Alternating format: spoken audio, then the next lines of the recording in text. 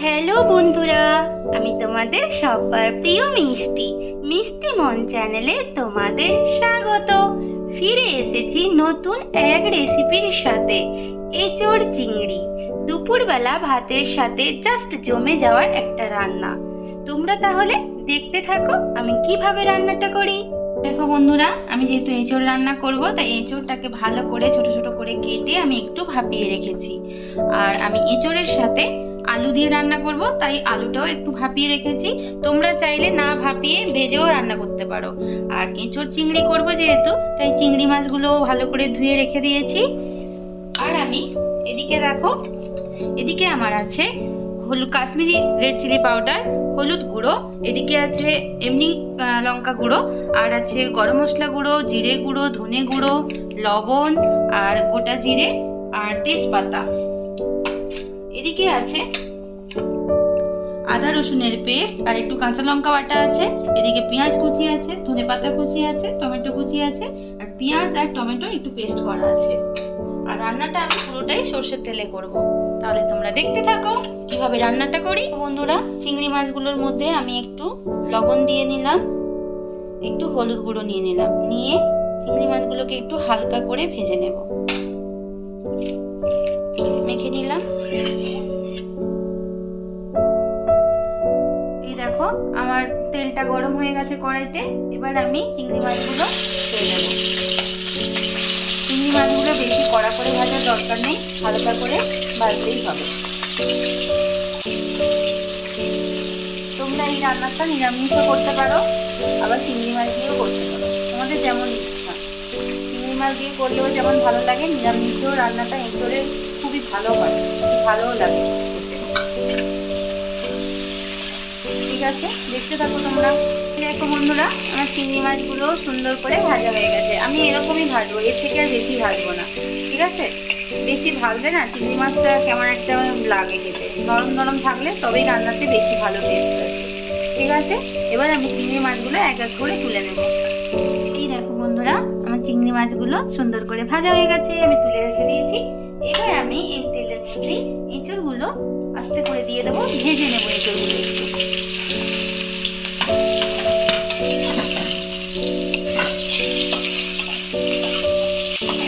তোমরা চাইলে এঁচোড়গুলো নাও ভাজতে পারো, কিন্তু আমি আমার মতো করে রান্না করছি, ভেজে নেবো একটু। তোমরা দেখতে থাকো। এই দেখো বন্ধুরা, আমার এঁচোড়টা সুন্দর করে ভাজা হয়ে গেছে। দেখো, এবার আমি এঁচোড়টা নামিয়ে নেব। এই দেখো বন্ধুরা, আমার কড়াইতে তেলটা, সরষের তেলটা গরম হয়ে গেছে। এবার আমি ফোড়ন দিয়ে দেব।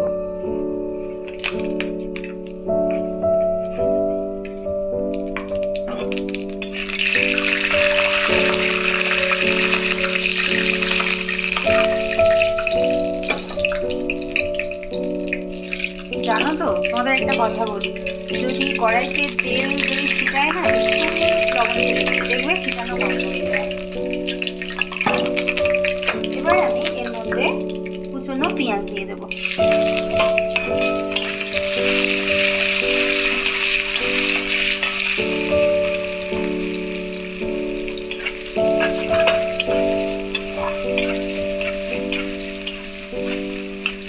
ভালো করে পেঁয়াজটা ভাজতে হবে, যাতে ব্রাউন কালার মতো এসে যায়। ঠিক আছে বন্ধুরা, এবার আমি এর মধ্যে আমি যে আদা রসুনের পেস্ট করে রেখেছি সেটা দিয়ে দেব।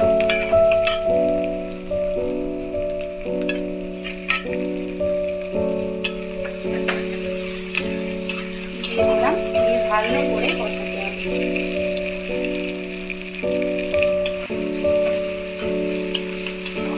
ঠিক আছে, তোমরা দেখতে থাকো। এই দেখো বন্ধুরা, আমার আদা রসুনটাও সুন্দর হয়ে কষানো হয়ে গেছে। এবার আমি এখানে দেখো, এই বাটির মধ্যে একটুখানি হলুদ গুঁড়ো নিয়ে নিলাম, একটু কাশ্মীরি রেড চিলি পাউডার নিয়ে নিলাম, লঙ্কা গুঁড়ো নিয়ে নিলাম, আর আমি দেব জিরে গুঁড়ো। সমস্ত শুকনো যে আমি মশলাগুলো দেবো, সেগুলো আমি এর মধ্যে নিয়ে নেবো এক এক করে। নিয়ে আমি একটা পেস্ট বানাবো। পেস্ট বানিয়ে পেস্টটা তরকারির মধ্যে দেব। শুকনো মশলাতে অনেক সময় শুকনো শুকনো দিলে লেগে যাওয়ার সম্ভাবনা থাকে, তার জন্য।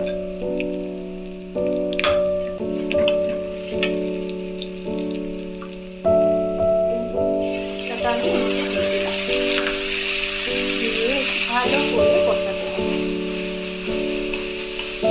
ঠিক আছে, তোমরা দেখতে থাকো। এই দেখো আমার মশলাটা সুন্দর করে কষানো হয়ে গেছে। এর মধ্যে আমি এবার টমেটোটা দিয়ে দেবো, আর একটু ধনেপাতা দিয়ে দেবো। পুরোটা দেবো না, কিছুটা দেবো।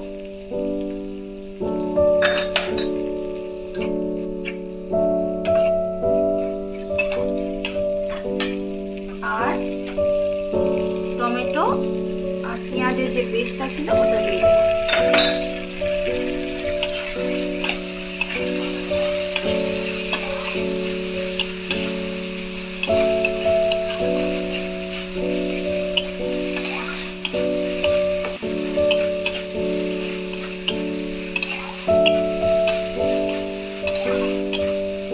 এই দেখো মশলাটা থেকে কি সুন্দর আমার তেল বেরিয়ে গেছে। এবার আমি এখানে একটুখানি মিষ্টি দিয়ে দেবো। তোমরা যদি চাও চিনি না দিতে তোমরা নাও দিতে পারো। সামান্য একটু জল দিয়ে দেবো, কারণ মশলাটা লেগে যাচ্ছে তাই। এবং অল্প অল্প করে জল দিয়ে যদি মশলাটা কষানো যায় তো তাহলে আর লাগার সম্ভাবনা থাকে না কড়াই। দেখো বন্ধুরা, আমার মশলাটা সুন্দরভাবে কষানো হয়ে গেছে।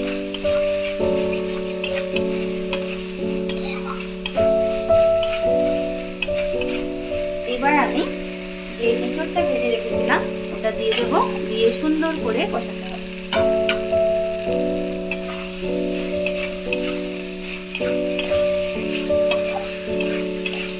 এবার আমি এর মধ্যে লবণ দিয়ে দেবো। সেদ্ধ করার সময় একটুখানি দিয়েছিলাম, সেটা দেখে সেই মতো লবণ দিতে হবে। ভালো করে মশলাটা মাখিয়ে দেবো। ঠিক আছে বন্ধুরা, তোমরা দেখতে থাকো। এই দেখো বন্ধুরা, আমার এঁচোড়ের সাথে মশলাটা সুন্দর করে মাখা হয়ে গেছে, কষানো অলমোস্ট হয়ে গেছে। এইবারে আমি সেদ্ধ আলুটা দিয়ে দেবো। সেদ্ধ আলুটা দিয়েও একটুখানি আমি কষিয়ে নেবো। আমার আলু এঁচোড় দুটোই সেদ্ধ আছে, তাই বেশি কষানোর দরকার লাগবে না। রান্নাটাও খুব তাড়াতাড়ি হয়ে যাবে। এই রান্নাটা ভাত, রুটি, পরোটা, লুচি তুমি যার সাথেই খেতে পারো, সবাইতেই হবে। নিরামিষ রান্নাও করতে পারো চিংড়ি মাছ দিয়ে, আমিষ যে কোনো আদা রসুন দিয়ে, আদা রসুন ছাড়া যেভাবেই করো না কেন এঁচোড়টা কিন্তু বেশ খেতে লাগে। তাহলে তোমরা দেখতে থাকো আমি পরবর্তী পর্যায়ে কি করি। আমি ঢাকনাটা তুলে নিলাম। দেখো বন্ধুরা, আমার আলু এঁচোড় মশলা একদম সব সুন্দর হয়ে কষানো হয়ে গেছে। এই পর্যায়ে আমাকে এবার জল ঢালতে হবে। আমি একটু উষ্ণ গরম জল এর মধ্যে ঢেলে দেবো। জানো তো কেন? কারণ কি, যদি গরম জল গরম তরকারির মধ্যে দিই তাহলে ব্যালেন্সটা সুন্দর মেনটেন হয়, তার জন্য। তাহলে আমি এবার জলটা দিয়ে দেবো। খুব বেশি জল দিতে লাগবে না, রান্নাটা একদম মাখো মাখো হবে।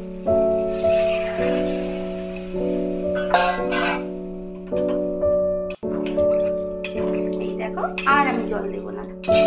দিয়ে এবার আমি ঢাকা লাগিয়ে দেবো।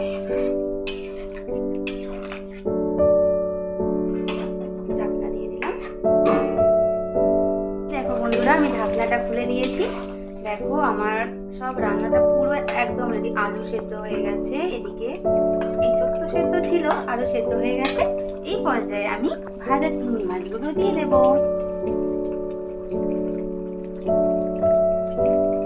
দিলাম। আর একটুখানি ঝোলটা শুকিয়ে গেলে রান্নাটা আমার কমপ্লিট হয়ে যাবে। তাহলে আমি ফিরে আসছি। এবার আমি একটু গরম মশলা দিয়ে দেবো এর মধ্যে। দিয়ে দিলাম। আর ধনেপাতা একটু দিয়ে দিলাম।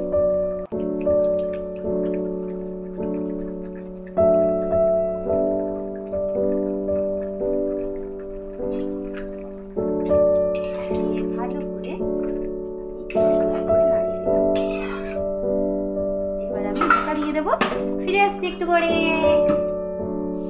দেখো বন্ধুরা, আমার এঁচোড় চিংড়ি একদম রেডি। আমি সার্ভিং বলে সার্ভ করে নিয়েছি। দেখো কি সুন্দর কালারটা হয়েছে না? ইয়ামি ইয়ামি কালার দেখেই খেতে ইচ্ছে করছে, বলো তোমাদের? তাহলে আমার চ্যানেলে যারা পুরনো বন্ধু আছো তারা তোমাকে ফলো করছো, আমার ভিডিও দেখছো, আমার পাশে আছো।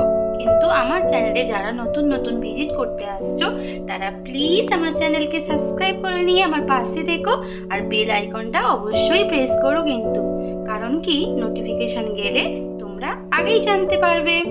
তাহলে আজকের মতো তোমাদের থেকে বিদায় নিলাম। ফিরে আসবো নতুন কোনো এক ভিডিও নিয়ে বা কোনো রান্না নিয়ে, রেসিপি নিয়ে।